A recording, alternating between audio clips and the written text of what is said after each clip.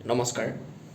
আপুনি এটা পুখুৰীত এটা ডাঙৰ পুখুৰীত এটা সৰু মাছ হৈ থকাতকৈ এটা সৰু পুখুৰীৰ এটা ডাঙৰ মাছ হ'বলৈ চেষ্টা কৰক। মানে তাৰ অৰ্থটো কি হৈছে, আমাৰ কি হয়, আমাৰ মানুহবিলাকে চাবচোন চব কাম কৰিবলৈ লয়, কিন্তু তাৰ ফলত কি হয়, তেওঁ একো কামেই কৰিব নোৱাৰে। মানে চবতে এক্সপাৰ্ট হ'বলৈ যায়, কিন্তু তেওঁ আল্টিমেটলি একোতে এক্সপাৰ্ট নহয়। গতিকে আপুনি চব কাম কৰিবলৈ লোৱাতকৈ আপুনি যিকোনো এটা কাম কৰিবলৈ লওক আৰু সেই কামটোতে আপুনি এক্সপাৰ্ট হওক।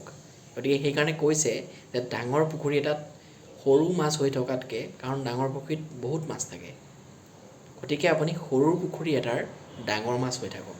কাৰণ আপুনি যোনটো কৰিছে সেই এটাকে কৰক, ভালকৈ কৰক আৰু সেইটোত আপুনি এক্সপাৰ্ট হওক। ধন্যবাদ।